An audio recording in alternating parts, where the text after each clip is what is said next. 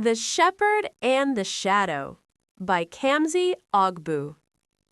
High in the sun-drenched hills of Bethlehem lived a boy named David. While his older brothers dreamed of iron swords and heavy shields, David spent his days tending his father's flock. He played a wooden harp that sang softly to the wind, keeping the hills peaceful and the sheep calm. His favorite companion was a small, curious lamb named Lumi, who followed him everywhere. But David was more than just a dreamer with a song. He was a protector. One evening, a hungry lion crept from the dark shadows of the ravine to snatch Lumi away. David did not run or hide. He stood his ground with nothing but his shepherd's staff, brave and steady, and chased the great beast back into the wild. One morning, David's father, Jesse, called him from the fields. "Your brothers are away at the battle camp, facing the Philistine army," Jesse said, handing David a heavy wicker basket. "Take this roasted grain and these loaves of bread to them. See how they fare, and bring me word of their safety." When David reached the valley of the camp, a great shadow stretched across the earth.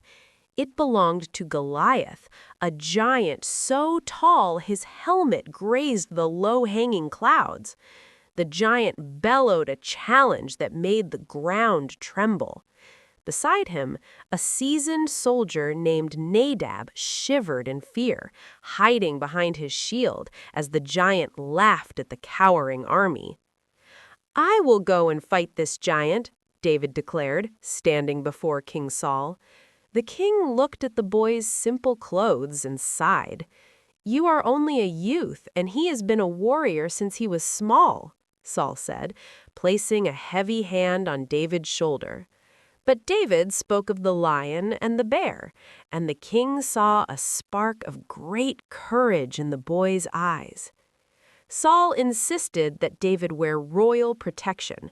He placed a heavy bronze helmet on David's head and draped a massive coat of mail over his shoulders. David tried to take a step, but he wobbled under the weight, feeling like a small turtle trapped in a very large metal shell. The armor was far too big and far too heavy. "I cannot wear these," David said, shaking the heavy metal off. "I am not used to them." Instead, he walked down to the cool, rushing brook. He knelt by the water and carefully chose 5 smooth, flat stones from the riverbed. He tucked them into his shepherd's pouch and gripped his simple leather sling, feeling much more like himself. David stepped out into the open valley to meet the giant. Goliath roared with laughter, his voice echoing like thunder against the mountains. "I am a dog that you come at me with sticks?" the giant shouted, looking down at the small boy who stood alone on the dusty ground. Goliath raised his massive spear, ready to end the battle before it began. David was not afraid. "You come to me with a sword and a spear," David shouted back, his voice clear and strong. "But I come in the name of the Lord." He pulled a single stone from his bag, placed it in his leather sling, and whirled it above his head. The sling moved faster and faster until it was nothing but a whistling blur of brown leather. With a sudden snap, David released the stone. It flew through the air like a streak of lightning. Zip! The stone struck Goliath exactly where his helmet did not cover his forehead. The Goliath's laughter stopped instantly. He swayed like a great cedar tree in a gale, then crashed face first into the dust with a sound that shook the entire valley. The valley fell silent, then erupted in the greatest cheers Bethlehem had ever heard.